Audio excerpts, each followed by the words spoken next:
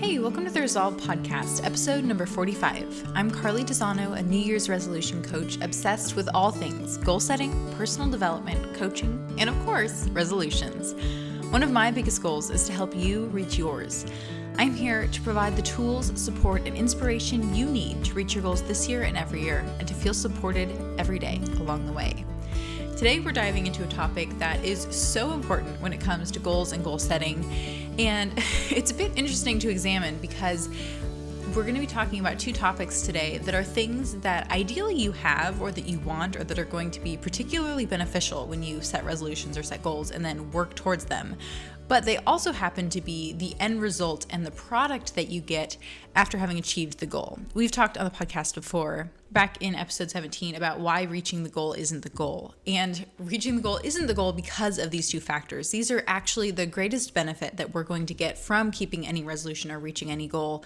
And ultimately, whether we recognize it or not, these are the two things that I think most of us hope to get out of having achieved a goal or worked towards something. And of course, doing the thing that we want to is great too. Writing a book or running a marathon, eating healthy, going to the gym, those are great too. But what matters most and what is going to translate then into any future goals or any other endeavors that we undertake in any other area of our lives are these two qualities. And they are self-confidence and self-trust. There's plenty of definitions of these terms out there on the internet, and I'm sure in other people's minds, but we're going to toss all those out the window. For the sake of this discussion, I have decided to conceptualize self-confidence as the belief that you can do something, and self-trust is the belief that you will do something. So together, if you believe that there's something out there that you can do and that you will do, those two beliefs alone can get you through pretty much any obstacle that's going to pop up along the way, because there is going to be obstacles in working towards anything, I'm sure of it. But if you have those two beliefs, then you will also have the wherewithal to stick with it, to keep going, and to achieve the thing that you already believe and already know that you can achieve.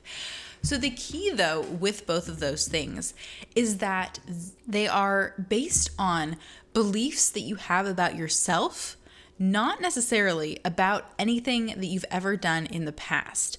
And that's super important when it comes to setting goals or resolutions and working towards them, because a lot of times we're setting goals and resolutions to do or accomplish things that we haven't done before. And most of the time, that's why we're choosing to work towards them in the first place, because there's something we haven't done before. So that's why self-confidence and self-trust have to be completely divorced from those things. If you haven't run a marathon and you set the goal to run a marathon and then you look back and say, oh wait, I haven't run a marathon before, how am I going to do that? You can't look to the past for that evidence to find that it's possible for you to do that in the future.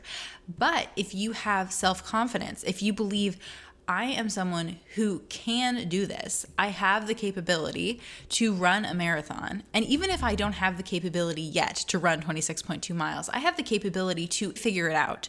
Take whatever necessary action is going to be required, which is probably going to look like running a lot of miles, not just 26.2, and overcome whatever obstacles are going to come up along the way, which most of the time just entails acknowledging that an obstacle has occurred and then identifying what it is going to take for you to overcome it or go around it or get past it by whatever means necessary.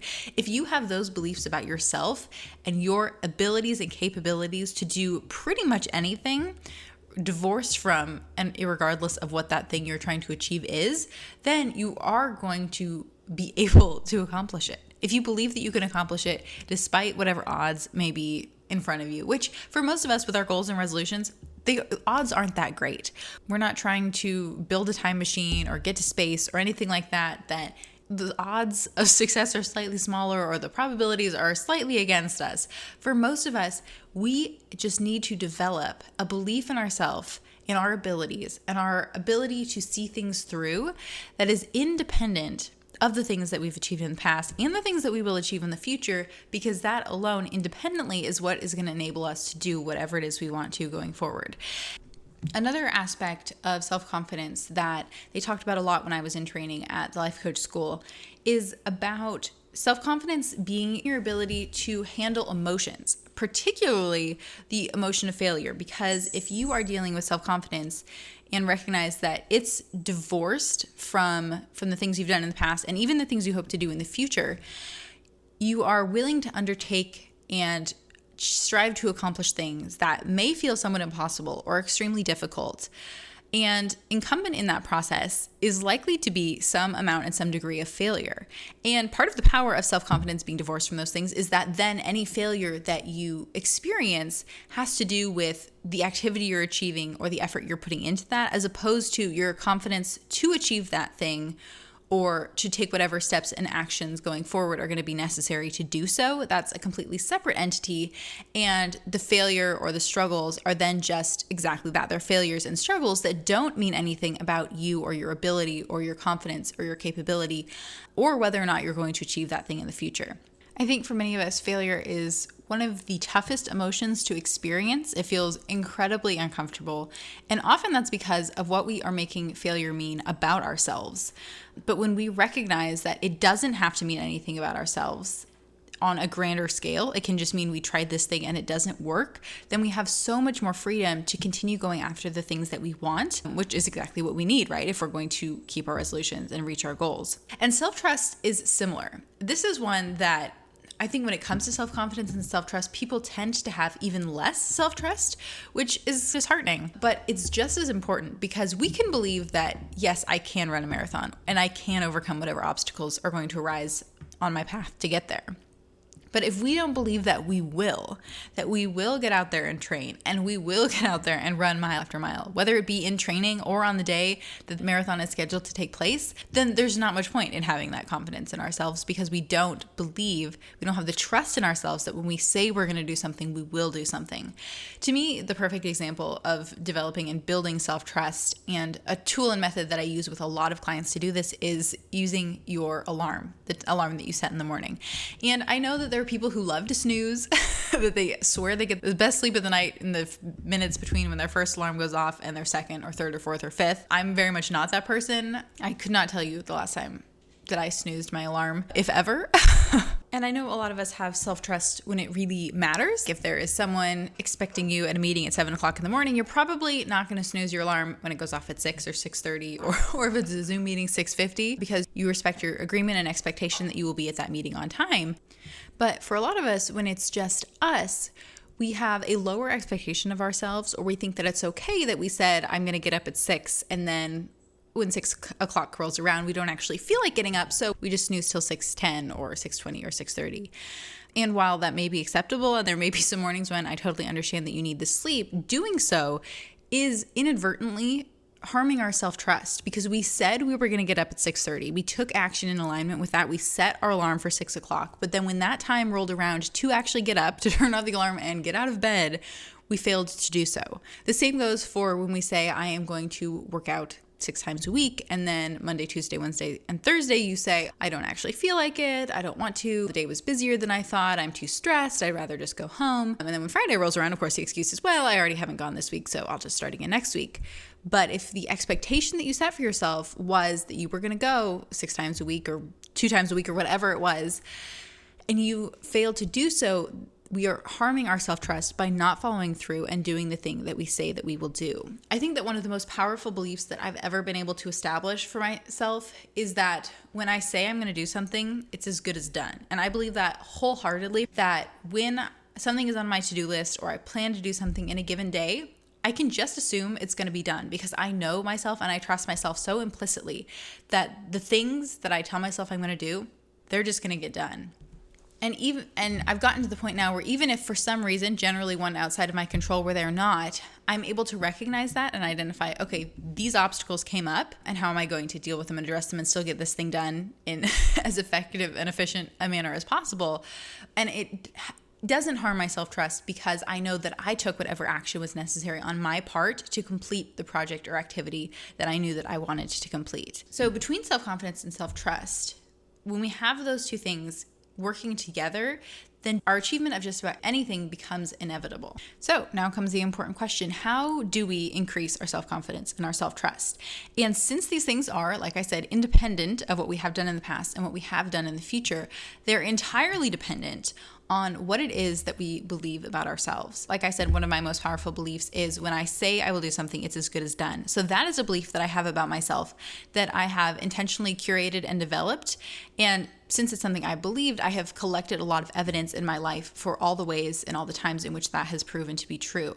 And I know we've talked on the podcast before about that being how our brain works. Our brain gathers evidence of the things that we believe. So when we believe things like, nothing else ever works out for me, I never do things that I say I'm going to do, this is going to be way too difficult for me, our brain is going to be very good at collecting evidence of how those beliefs are true because it wants us to feel good. It wants us to avoid those negative emotions like failure and like disappointment.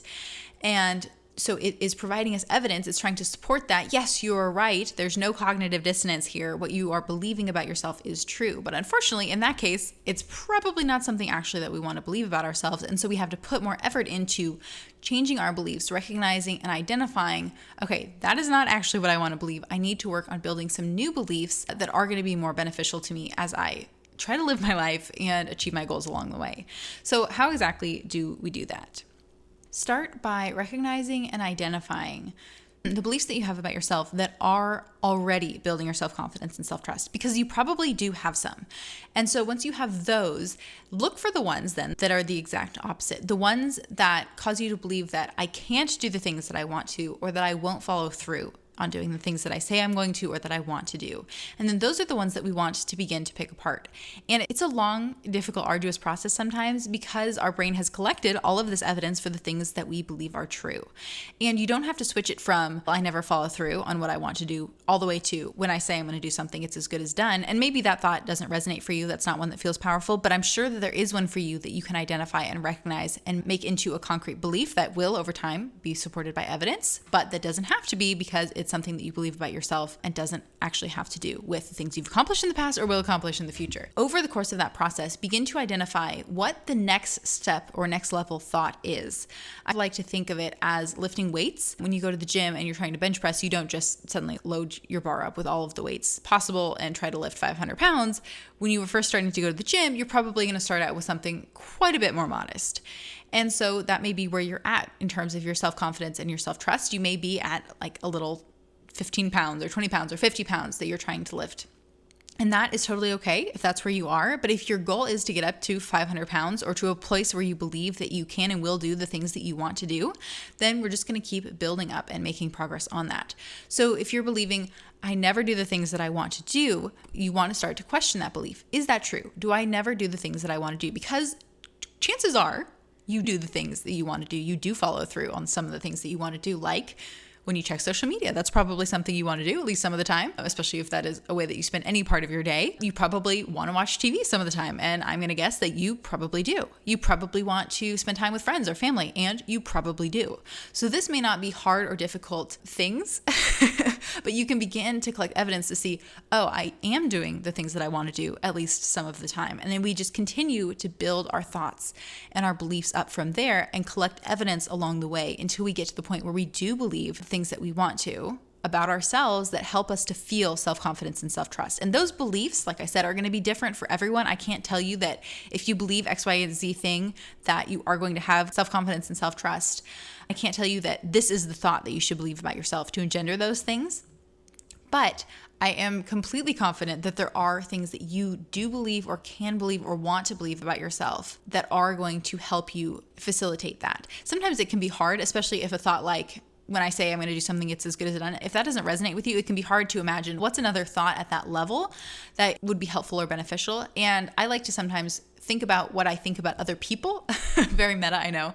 But you can probably think about people that you know or respect or admire that have and exhibit self-confidence and self-trust. And if you can think about what you believe about them and their abilities, you can likely copy and paste some of those beliefs into your own life, or you can copy and paste them as the high ideal or the standard that you are trying to reach. And then you can work on your thoughts, getting them to the point where you believe those things too. And I do want to touch on the idea of arrogance, because I think that sometimes self-confidence can be mistaken for arrogance, or when we are thinking about self-confidence, and trusting ourselves, we don't want to cross over that line, wherever you may think that it is, about getting to the point where other people or even ourselves are going to believe that we're arrogant. And I think of arrogance in terms of you lording your position or your beliefs or your feelings or your confidence or your trust over someone else. Because it's really difficult to be arrogant if you're the only person in a room. You can be proud of yourself and your achievement and your accomplishments. You can be glad of the things that you have done and achieved. You can be excited about what you're going to achieve in the future. You can be happy and confident and trusting of yourself. But if you are not comparing that actively to someone else's level of any of those things, then it's really hard to be arrogant and to think of yourself as better than someone else or at a higher level than them in any of those areas, and then trying to do things or take action or prove it to them in any way, or making them feel like they are less important than you. And ironically, actually, most of the time we act out of arrogance, out of that position of trying to prove that we are better than someone else, whether in terms of self-confidence or self-trust or something else, when we are sorely lacking those things. Generally, if you are entirely assured of who you are and where you are and what you're doing and your ability to do the things that you want, generally all that you want is to help other people see and recognize and do those things too, as opposed to trying to show them that you are somehow better than them or higher than them or more evolved than them. So this is something that I know has been raised as a concern when it comes to strengthening your confidence and developing a greater trust within yourself. But it's not something that I have ever seen in my own life or the lives of my clients as being a serious issue. And it's actually something that when I have observed it, generally in other people, it's something that is pretty easily traced back to a lacking of these things. And then for me, it just makes me want to help them develop these skills even more instead of trying to lord anything over them. And then I also wanted to look at the opposite of self-confidence and self-trust. Unsurprisingly, the greatest hurdle that most of us face when it comes to self-confidence and self-trust is self-doubt. And I tend to think of it as the opposite of those two things.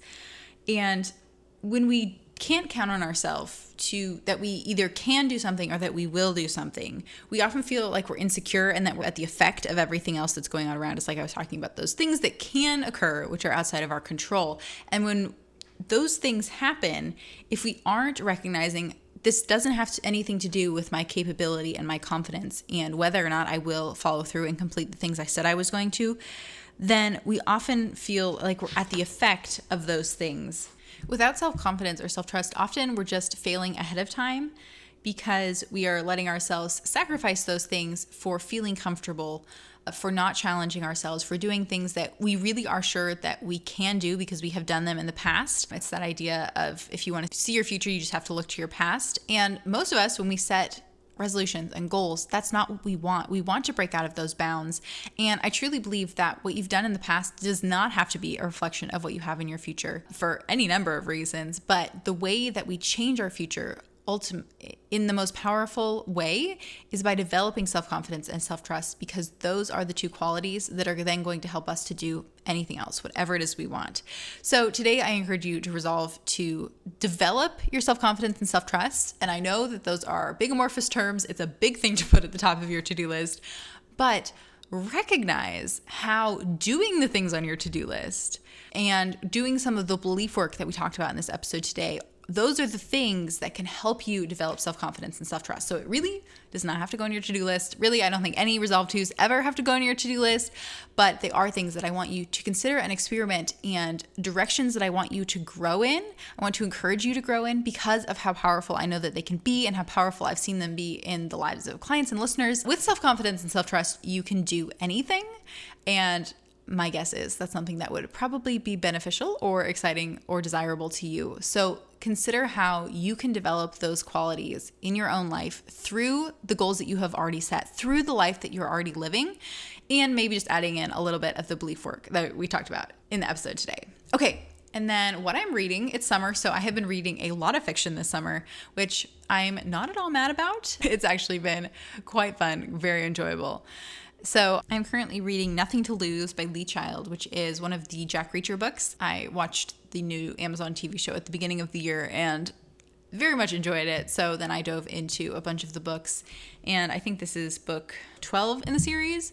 So I have not read all 12 leading up to it, but I have been reading the last couple in order, and it's been a lot of fun. It's a perfect summer read. It is a little violent, not too dark, but a little dark, but when the sun is out and I have iced tea in my hand, it's a great summer read. So I'm looking forward to more fiction throughout the rest of the summer. I've been thinking about dedicating the month of August to solely reading fiction because I have been adding in my fair share of nonfiction this summer too. So I'm thinking about giving myself permission to just read all fiction in the month of August. And that idea is very exciting to me. So I think I'm going to do it, but you'll have to tune back in to find out what I'm reading as we enter into the rest of the summer. And then I wanted to toast a summer adventure that my family went on recently. We went to Montana and we did Hiawatha Bike Trail, which crosses the border from Montana into Idaho. It's 15 miles all downhill. It's such a beautiful ride over this old path where a train track used to go. So you get to ride across trestles and go through all these tunnels.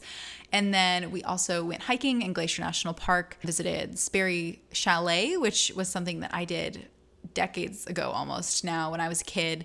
And it was so fun to go back now as an adult, especially after it burned down a couple of years ago in some forest fires. And I just want to toast to my dad specifically, who made that entire trip happen. He planned it. Some of those things were on his bucket list, things he wanted to do. And of course I wanted to go and other family members did as well. So I just want to toast him and pulling all of that together, making it a great summer vacation, lots of opportunities to be outside, enjoy the sunshine. And since it was a road trip too, we got to listen to some of those Jack Reacher books on audiobook that I was mentioning just a minute ago. So it was a great summer vacation. And although I don't have any other trips planned this summer, I do have some other exciting fun things that I'm looking forward to. But it was nice to have one good vacation, and it was one that was definitely very toast worthy. And it's another great example too of how self-confidence and self-trust came into play as we undertook some activities that not all of us thought that we could complete, even as we were doing them. But we were able to believe in ourselves and our ability, even though some of us had never done these things before, and we were able to get it done and have a lot of fun along the way. So it was a great vacation. And with that, thanks for tuning into the Resolve podcast. You can follow me on Instagram at Carly Tisano. I would love to connect with you. Don't forget to rate and review. It really helps other people find the show. And subscribe if you haven't already so that you don't miss another great episode next week. For the show notes or additional support in reaching your goals, check out carlytisano.com. Until next time, here's to all that lies ahead.